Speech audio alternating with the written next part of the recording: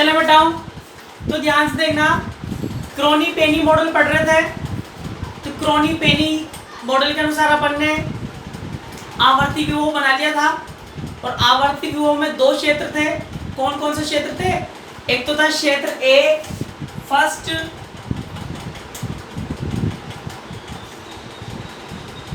और एक क्या था बेटा क्षेत्र बी।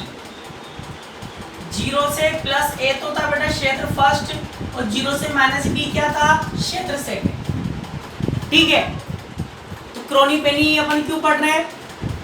अपन ये जानना चाहते हैं कि क्रिस्टल में क्या पाए जाते हैं? बेंड पाए जाते हैं। तो क्रोनी पेनी ने ये सिद्ध करने के लिए क्या बताया कि भाई जो आवर्ती विभव है कुछ इस प्रकार होता है। ठीक है, इलेक्ट्रॉन जब नाभिक के पास से गुजरेगा तो ये आवर्ती विभव के संपर्क में आएगा।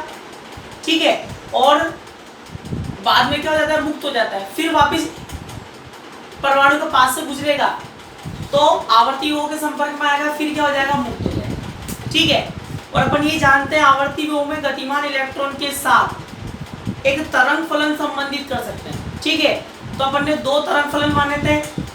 क्षेत्र फर्स्ट का माना था बेटा साई फर्स्ट, इसका क्या माना था अपन ने? साई सेकंड। ठीक है, फिर अपन ने क्या किया था? श्रोडिंगर की समय अनाश्रित समीकरण, टाइम इंडिपेंडेंट इक्वेशन का यूज किया था और अपन ने दो समीकरण बनाई थी। यहाँ तक अपन ने लास्ट क्लास में कर लिया था। ठीक है, तो दो समीकरण क्या थी? अब उसके आगे चलेंगे, उन दो समीकरणों के आगे चलेंगे। कौन बताएगा दो समीकरण क्या थी?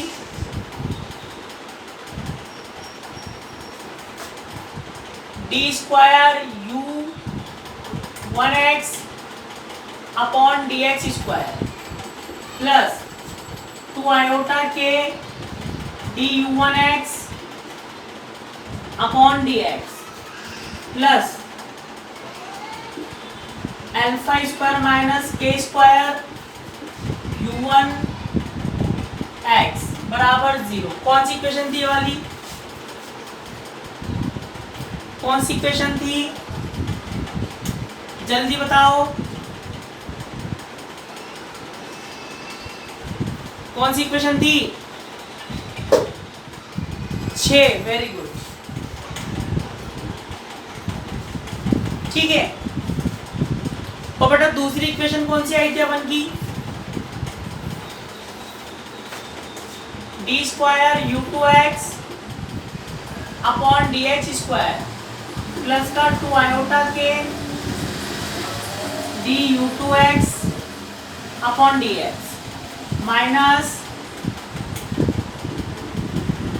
बीटा स्क्वायर प्लस के स्क्वायर यू 2x बराबर 0। इक्वेशन नंबर 7 यही थी? हाँ और ना, यस और नॉट? जल्दी बताओ।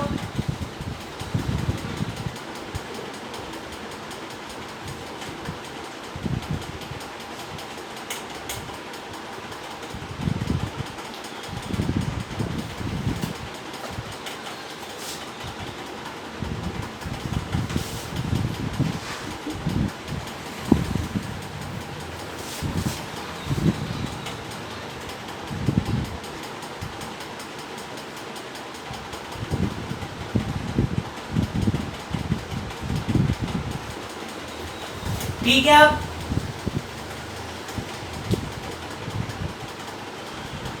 ठीक है, अब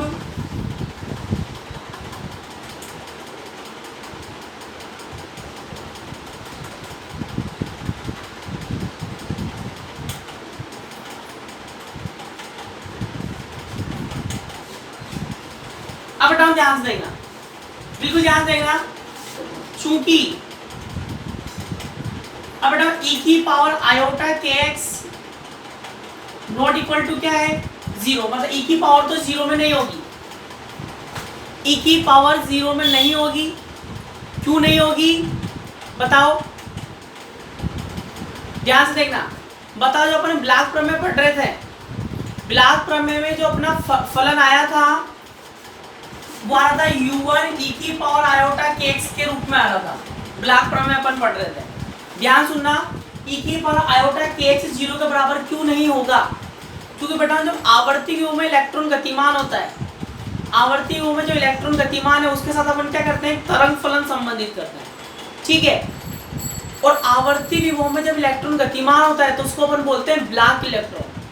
क्या बोलते हैं, ब्लैक इलेक्ट्रॉन। और ब्लैक इलेक्ट्रॉन का तरंग फलन को अपन क्या बोलते हैं, ब्लैक फलन। पीरियोडिक पोटेंशियल में इलेक्ट्रॉन मोशन करता है तो उसको अपन क्या बोलते हैं बेटा, ब्लॉक इलेक्ट्रॉन, ब्लैक इलेक्ट्रॉन। और इलेक्ट्रॉन का जो वेव फंक्शन है उसको अपन क्या बोलते हैं, ब्लॉक वेव फंक्शन, ठीक है। तो बेटा जो वेव फंक्शन होता है उसमें क्या आता है, ई की पावर आता है। अब बताओ अगर ई ही जीरो हो जाएगा, अगर ई की पावर की वैल्यू जीरो हो जाएगी तो तरंग फलन क्या हो जाएगा, वेव फंक्शन क्या हो जाएगा, जीरो हो जाएगा। जब वेव फंक्शन ही जीरो हो जाएगा तो यहाँ कुछ बचेगा क्या, यहाँ कुछ भी नहीं बचेगा, ठीक है, ज्ञात करने के लिए। तो इसीलिए ई की पावर तो जीरो होता ही नहीं है, हो ही नहीं सकता। तो बचा क्या, सिर्फ क्या लिखेंगे, तब D square u1x upon D X square plus 2 iota के D u1x upon D X plus alpha square minus के स्क्वायर u1x बराबर 0, इक्वेशन नंबर 8, ठीक है। फिर क्या लिखे बताओ, d2 u2x upon D X square plus 2 iota के D u1x upon D X plus minus beta square plus के स्क्वायर u2x बराबर 0, इक्वेशन नंबर 9, ठीक है। पहले ये लिखो फिर आगे चलेंगे।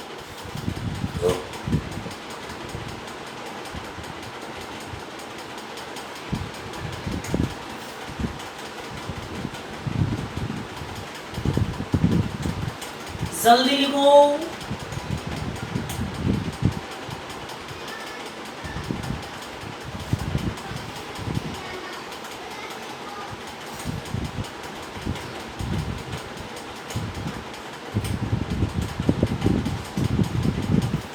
चलें।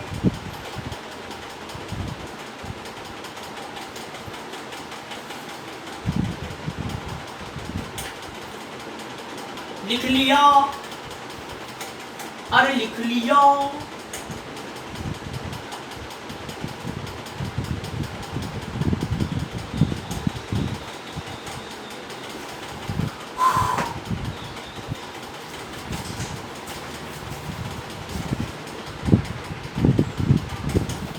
अब बिल्कुल जहां से देखना और मुझे बताना। तब इक्वेशन 8 व 9 का हल, इक्वेशन 8 एंड 9 का सॉल्यूशन तो मुझे कौन होनहार बालक बताएगा, u1x u2x।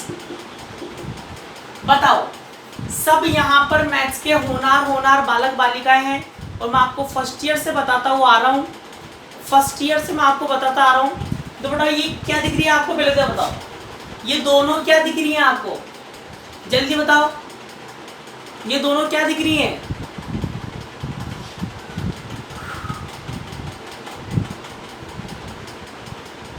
द्वितीय कोटि के अवकल समीकरण, सेकंड ऑर्डर डिफरेंशियल इक्वेशन है। तो बताओ द्वितीय कोटि का अवकल समीकरण है, ध्यान से सुनना बिल्कुल।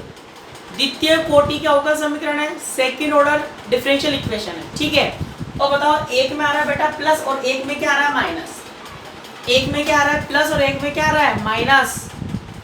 तो यहाँ पर अपन हल लिखेंगे, अपन दो प्रकार से लिख सकते हैं, एक तो साइन कोस के रूप में, एक ई की पावर के रूप में, एक साइन कोस के रूप में और एक ई की पावर के रूप में, ठीक है। तो बेटा जब अपन साइन कोस के रूप में लिखते हैं तो जिसमें प्लस आता है, जिसमें प्लस आता है उसमें अपन क्या लिखते हैं, a1 साइन प्लस a2 कोस, है ना। और माइनस वाले में क्या क्या लिखते हैं जल्दी बताओ, जिसमें माइनस आता है उसमें अपन क्या लगाते हैं, वेरी गुड, वेरी गुड। क्या लगाते हैं बेटा? हाइपरबोलिक लगाते हैं। क्या लगाते हैं? हाइपरबोलिक का यूज करते हैं। तो प्लस वाली इक्वेशन में साइन हाइपरबोलिक कोस हाइपरबोलिक नहीं आता है, पर माइनस वाली इक्वेशन में अपन क्या करते हैं? हाइपरबोलिक लगाते हैं। तो ये तो बेटा साइन कोस के आधार पर अपन को क्या आता है, ठीक है। अब आप मुझे बताओ, अगर ई की पावर के रूप में लिखूंगा, अगर इन इक्वेशन का सॉल्यूशन ई की पावर के रूप में लिखेंगे तो बताओ क्या क्या क्या अंतर आएगा? भाई साइन कोस के रूप में क्या डिफरेंस है? एक में हाइपरबोलिक आएगा माइनस वाले में, और प्लस वाले में हाइपरबोलिक नहीं आएगा। तो ई की पावर के रूप में क्या डिफरेंस आएगा?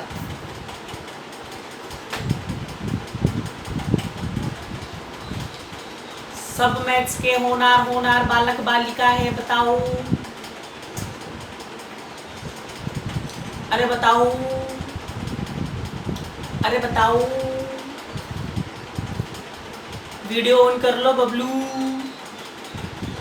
वीडियो ऑन कर लो डब्लू।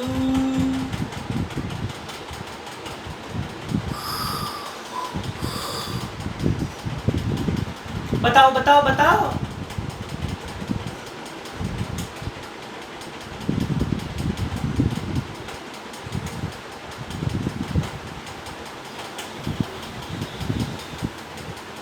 क्या क्यों नहीं? क्या क्यों नहीं? ध्यान सुनो, ध्यान सुनना। द्वितीय कोटि का अवकल समीकरण का हल अगर आप लिख रहे हो साइन कोस के रूप में, अगर आप लिख रहे हो, प्लस आ रहा है तो सिंगल साइन कोस अपन लिखते हैं, और माइनस वाले में अपन लिखते हैं हाइपरबोलिक लगा देते हैं। अब ई की पावर के रूप में क्या होता है? ध्यान सुनना, प्लस वाले का सॉल्यूशन लिख रहे हो तो ई की पावर आयोटा के रूप में आएगा, ई की पावर आयोटा के रूप में आएगा। और अगर माइनस वाले का सॉल्यूशन लिख रहे हो तो ई की पावर आयोटा नहीं आएगा बबलू, ठीक है। तो याद रखना, प्लस वाले में ई की पावर आयोटा आता है, माइनस वाले में ई की पावर आयोटा नहीं आता है, ठीक है। चलो अब बताओ, ध्यान से देखना, बिल्कुल ध्यान से देखना। अब मुझे कौन बताएगा, अब मुझे कौन बताएगा कि इस इक्वेशन नंबर 8 का, इक्वेशन नंबर 8 का हल क्या लिखूं? मैथ से बताओ, आपको थर्ड ईयर में आ चुके हो, जल्दी बता दो, अरे जल्दी बता दो।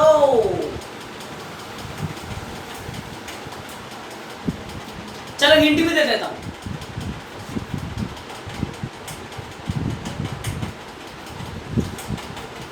द्वितीय कोटि का अवकल समीकरण है, इसका अपन सॉल्यूशन लिखते हैं। क्या लिखते हैं? a1 sin, जो भी एंगल आता देता है यहाँ पे, प्लस a2 cos, ये लिखते हैं। ई की पावर के रूप में क्या लिखेंगे इसको? चलो ये भी छोड़ो, हिंट भी दे देता हूं, फिर एक चीज और पूछूंगा, हिंट दे देता हूं, ध्यान देना। ए ई की पावर आयोटा डब्बो प्लस बी ई की पावर आयोटा डब्बा। अब आप मुझे बता डब्बे में क्या आएगा, ये बता दो। चलो भाई प्लस वाला है, आयोटा के रूप में आएगा, पर डब्बे में क्या आएगा? अरे डब्बे में क्या आएगा, जल्दी बताओ।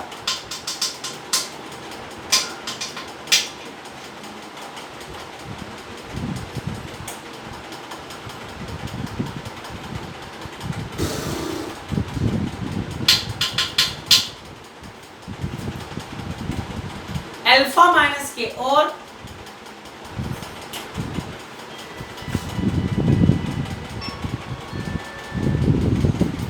हेलो, वालेकुम सलाम। हाँ जी बोलिए।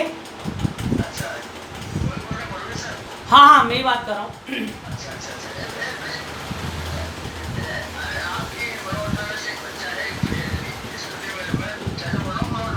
अच्छा अच्छा जी बोलिए। हाँ हाँ विचार गया।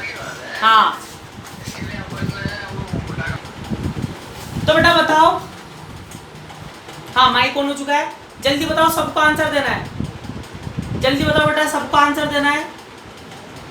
एक आंसर आया है अल्फा पी बाई क्यू के रूप में, अल्फा माइनस के।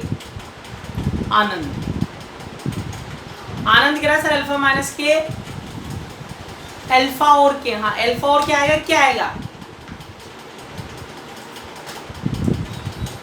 दोनों का स्क्वायर आएगा। अभिषेक आ एक्स। और बताओ भाई बाकी क्या होगी, नागिस होंगी कहीं। अल्फा स्क्वायर माइनस के, अल्फा माइनस के।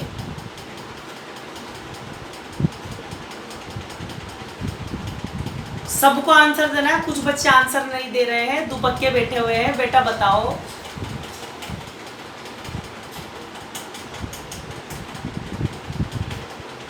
तुम बताओगे वो लिख दूंगा, फिर मैं तुम्हारे अनुसार ही कर दूंगा पूरा डेरिवेशन। बताओ भाई।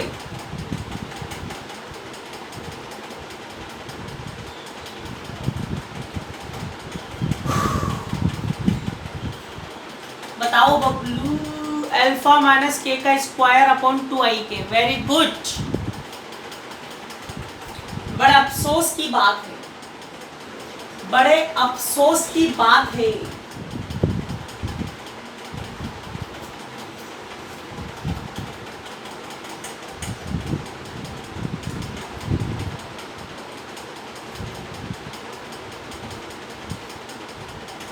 वेरी गुड सियाराम बेटा, वेरी गुड सियाराम का आंसर बिल्कुल सही है।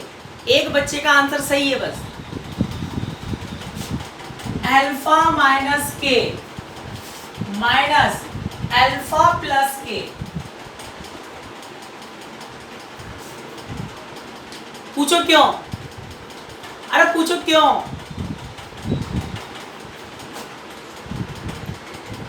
पूछो क्यों? पूछो क्यों, नहीं तो बताओ क्यों। पूछो क्यों, नहीं तो बताओ क्यों।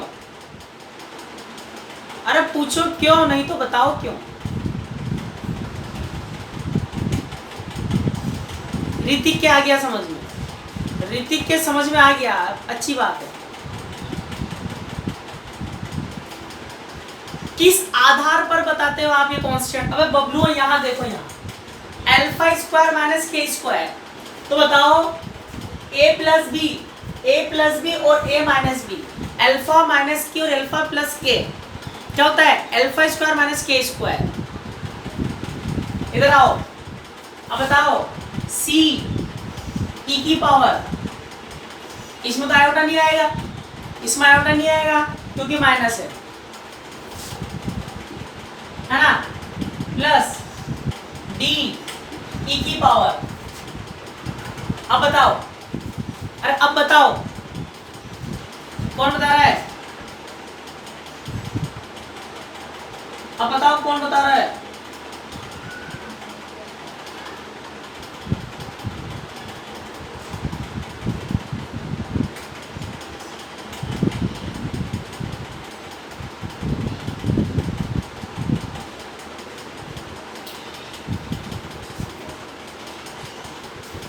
बीटा प्लस के।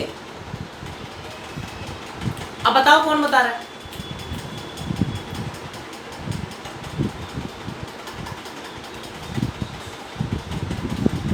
बीटा प्लस के। और बताओ,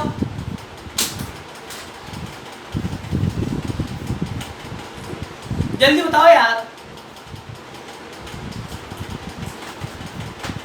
जल्दी से जल्दी।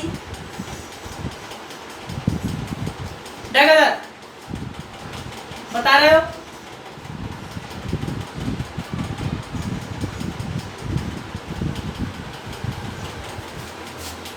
Beta minus iota k, beta plus iota के। पूछो क्यों? या आ गया क्यों? अरे पूछो क्यों, या समझ में आ गया?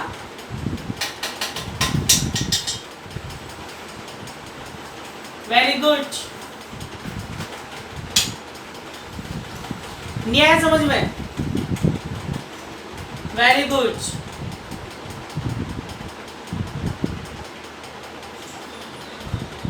देखा, अब बनाना बेटा बीटा स्क्वायर प्लस के स्क्वायर। बीट अरे यार, a plus b, a plus iota b और a माइनस आयोटा बी क्या होता है? a प्लस आयोटा बी और a माइनस आयोटा बी क्या होता है? A square plus b square होता है, ए प्लस आयोटा बी, और ए माइनस आयोटा बी क्या होता है, a square plus b square होता है। तो ये है ए माइनस आयोटा बी और ए प्लस आयोटा बी क्या बनेगा, ए स्क्वायर प्लस बी स्क्वायर। फिर आएंगे इनके solution, equation number 10, equation number 11 ये लिखो, फिर आगे चलेंगे।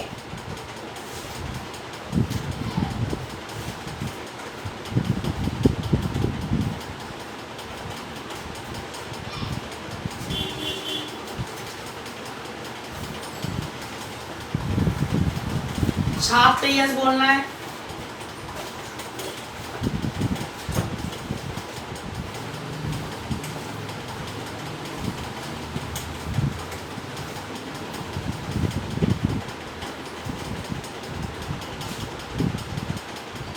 चले बेटाओ, चले बेटाओ। हाँ चलो, अब बेटाओ ध्यान से देखना,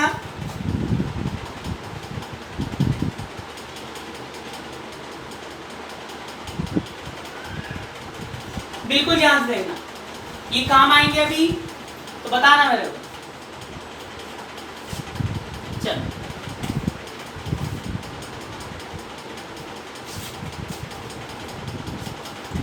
अब बेटा बिल्कुल ध्यान सुनना। अब बेटा इसका आगे का हल करने के लिए, इसके आगे सॉल्यूशन करने के लिए अपन परिसीमा प्रतिबंधों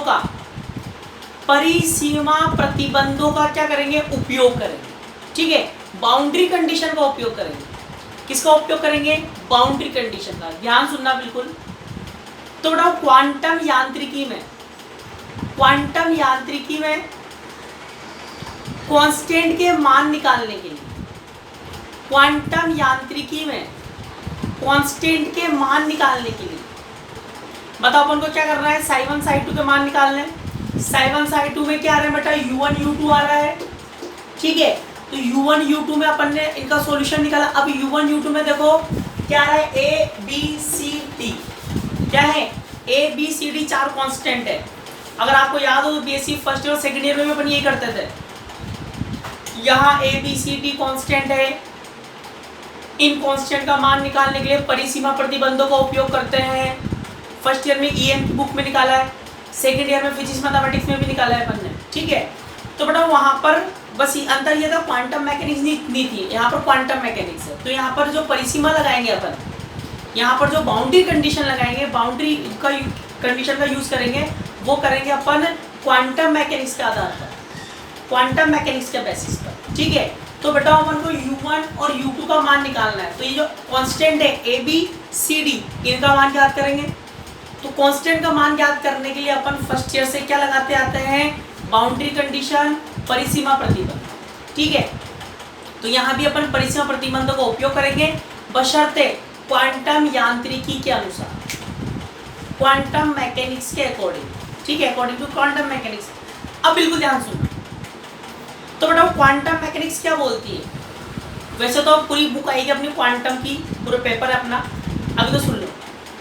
तो बेटा क्वांटम मैकेनिक्स यूँ बोलती है कि अगर आपको किसी कांस्टेंट का मान ज्ञात करना है, अगर आपको किसी कांस्टेंट का मान ज्ञात करना है तो लगानी है बाउंड्री कंडीशन।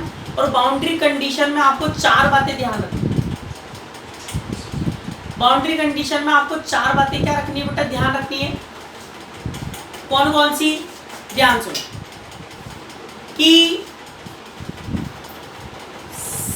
परिसीमाओं पर फलन सतत होता है। क्या होता है, सतत। ठीक है, मतलब कंटिन्यूअस होता है। ठीक है, अभी तो सुन लो, डिटेल में डिस्कस करेंगे वहां पर अगली बुक में। परिसीमाओं पर, बाउंड्रीज पर जो फंक्शन है वो कंटिन्यूअस होता है, मतलब सतत होता है, और उसका पहला डिफरेंशिएशन, पहला अवकलन भी सतत होता है। ठीक है, परिसीमाओं पर फलन सतत होगा, उसका पहला अवकलन भी सतत होगा। ठीक है, तीसरी बात, फलन एकलमानी और परिमित होता है। एकल मानी मतलब एक मान वाला, और परिमित मतलब एक रेंज में होता है, ठीक है। और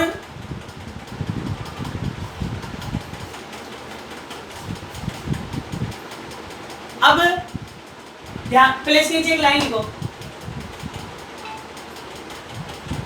इक्वेशन 11 के बाद यहां ए बी सी डी, यहां a b c d constant है, यहां ए बी सी डी नियतांक है,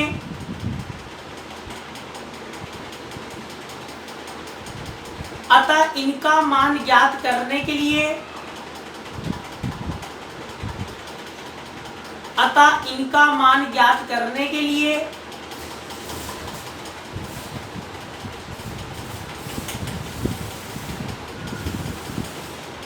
अतः इनका मान ज्ञात करने के लिए परिसीमा प्रतिबंधों का,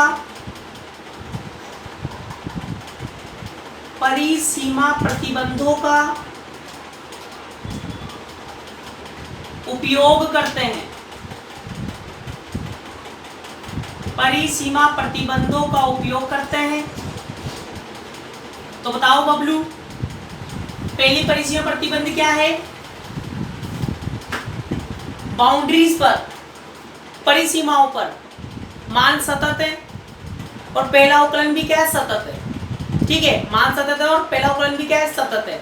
ध्यान सुनना, पहले लिख रहा हूं फिर समझाऊंगा, देखो। अरे देखो बबलू, u1x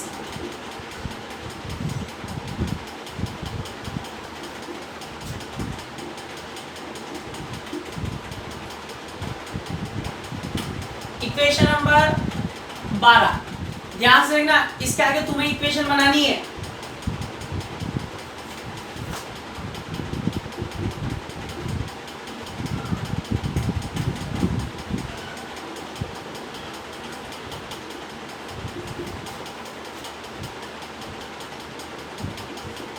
देखते जाओ, अरे बबलू देखते जाओ।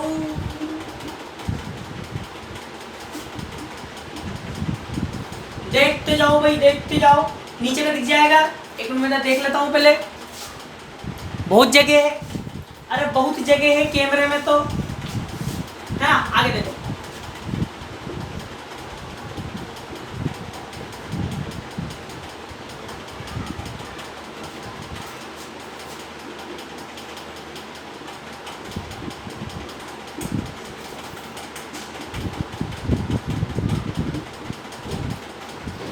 देख लो पहले, अभी तुमसे पूछ पूछ के तुमसे तुम्हें समझाऊंगा। देखते जाओ, देखते जाओ।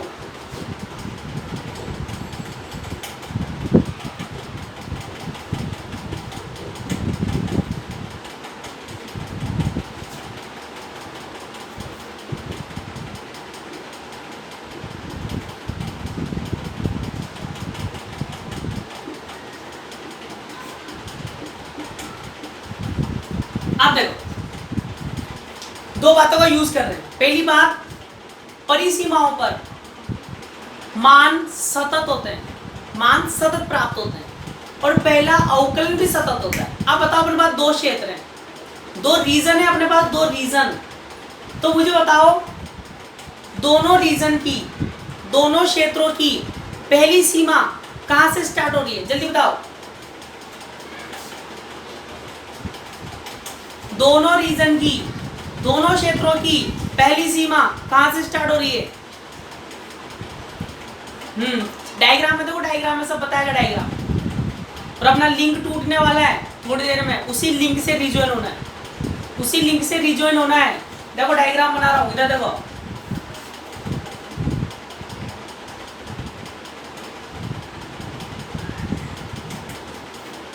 यही है, बताओ। ये है 0, ये है a और ये बेटा -b। तो क्षेत्र फर्स्ट, ये फर्स्ट है और ये सेकंड है। वो फर्स्ट है और ये क्या है? सेकंड। और बताओ, फर्स्ट पर यहाँ अपना मान आया है u1, यहाँ क्या मान है अपने u2। हाँ, तो बताओ, पहला क्षेत्र मतलब दोनों क्षेत्र की दोनों क्षेत्रों की पहली परिसीमा क्या है? पहली परिसीमा ये है x बराबर 0।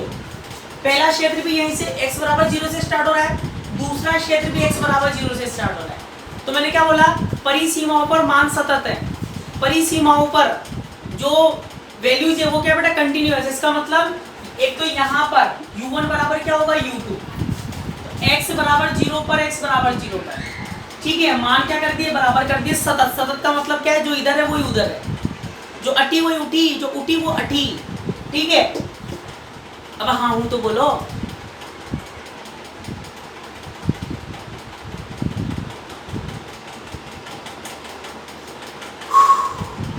हाँ हूं बोलते रहो, हाँ हूं बोलते रहो, ठीक है। तो बताओ, हाँ वेरी गुड वेरी गुड, हाँ हूं, ठीक है। तो और इनका पहला अवकलन भी सतत है, तो इनका पहला अवकलन कर दिया। पहला अवकलन भी क्या कर दिया? सतत। सतत मतलब पहला अवकलन भी जो अठी है वो उठी है, जो उठी है वो अठी है। आगे चलो, अब इनकी दूसरी परिसीमा क्या है? दूसरी सीमा क्या है? दूसरी रेंज क्या है? देखो दूसरी, फर्स्ट वाले की दूसरी रेंज ये है,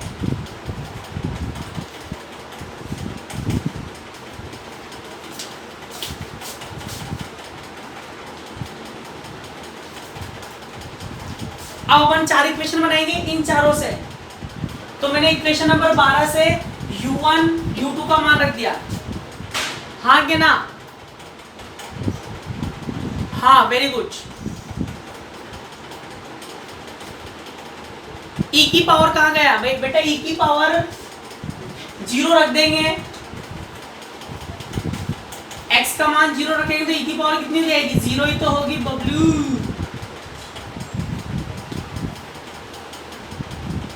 सॉरी x भी तो लगाओ यहाँ पे, x है यहाँ पे,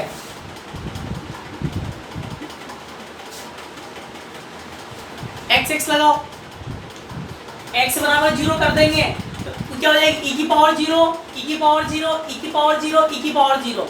तो e की पावर 0 का मान कितना होता है? 1। तो a प्लस b बराबर क्या आएगा? b प्लस का c। चले आ जाओ,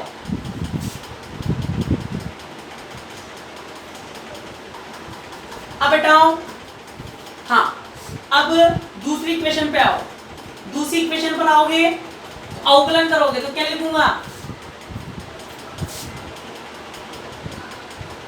आयोटा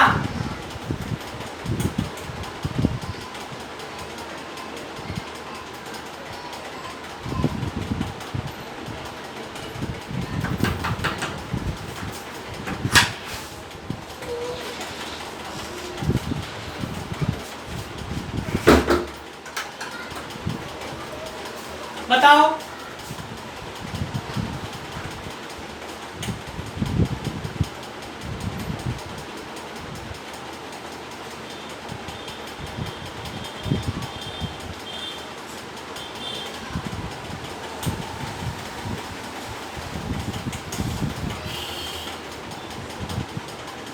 अवकलन करके बराबर कर दो। अवकलन करेंगे तो क्या आएगा? आयोटा अल्फा माइनस के ए, फिर क्या आएगा? माइनस आ जाएगा, माइनस आयोटा अल्फा प्लस के बी बराबर, अवकलन करेंगे ना, और e की पावर x का वो e की पावर x हो जाएगा। फिर x बराबर 0 पुट करेंगे तो क्या हो जाएगा? x बराबर 0 पुट करेंगे तो क्या आएगा? e की पावर 0 का मान कितना होगा? 1। बराबर में क्या आएगा? बराबर में बीटा माइनस आयोटा के C plus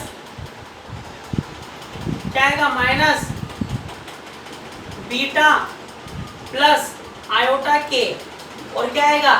D. Equation number 17, equation number 17, ठीक है। अब बेटा ये नोट कर लो, ए से ही आपको मैंने बनाई 16 17, किससे? 12 13 से, है ना?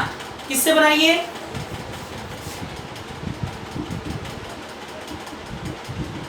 बारह तरह से बनाए। अब आप ये नोट करके 14 15 से 2 इक्वेशन बनाओ, 18 19 जल्दी बनाओ।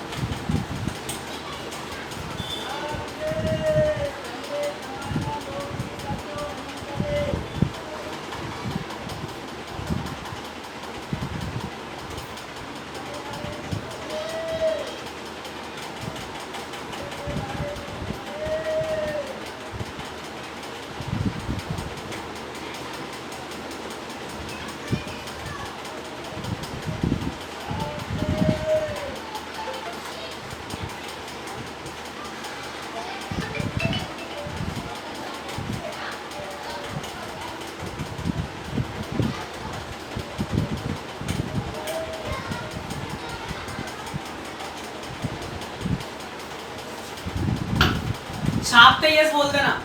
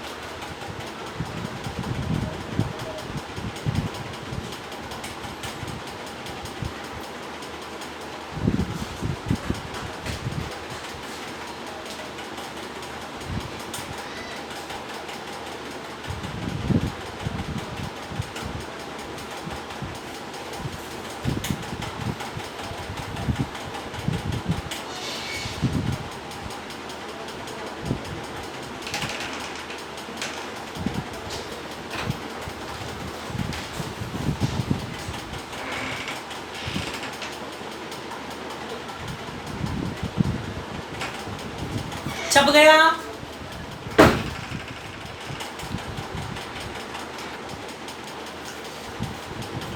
क्या बनी? अब बनाएंगे किससे? 12, 13, 14 से। इक्वेशन 14 से, इक्वेशन 14 से क्या बनाएंगे? देखो, ए ई की पावर आयोटा अल्फा माइनस के एक्स बराबर ए, ठीक है, प्लस बी और क्या आएगा? आयोटा अल्फा प्लस के, क्या हो जाएगा? बी। माइनस बी रखेंगे ना तो माइनस माइनस क्या हो जाएगा बबलू? प्लस, सॉरी एक तरफ तो दोनों तरफ ए आएगा, माइनस का ए, एक तरफ तो दोनों तरफ ए रखेंगे, फिर बराबर सी ई की power minus beta minus iota के, क्या आएगा? बी प्लस डी, क्या हो जाएगा? ई की पावर बीटा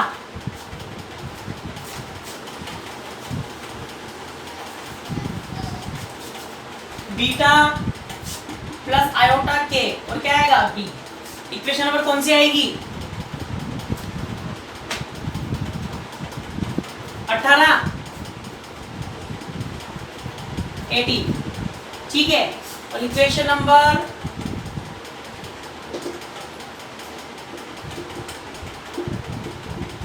15 से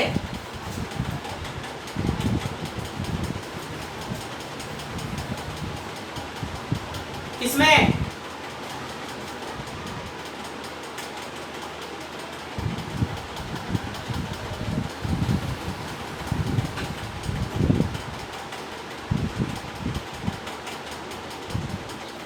सही तो है बबलू?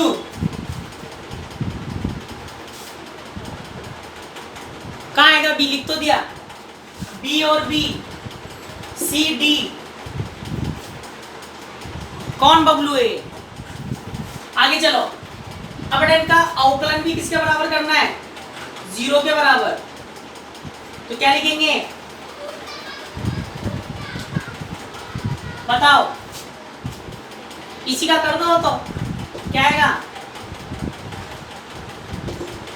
अल्फा माइनस के ए ई की पावर आयोटा अल्फा माइनस के ए, ठीक है, क्या हो जाएगा? Minus iota alpha minus alpha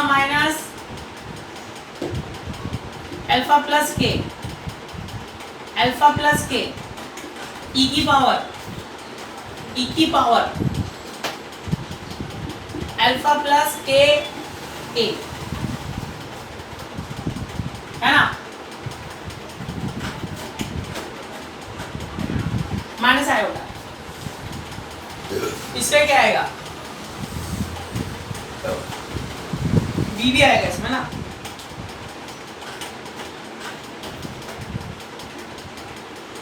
B. इसका क्या आएगा, माइनस बीटा माइनस आयोटा के, है ना, सी ई की पावर बीटा माइनस आयोटा के, और क्या आएगा b plus plus beta plus iota k, beta plus iota के डी ई की पावर बीटा प्लस आयोटा के, और क्या आएगा बी। इक्वेशन नंबर 19 ये आएगी, अरे यही आएगी। फर्स्ट वाले में यहाँ प्लस आएगा, सेकंड वाले में माइनस आएगा। इसका माइनस माइनस प्लस हो जाएगा ना,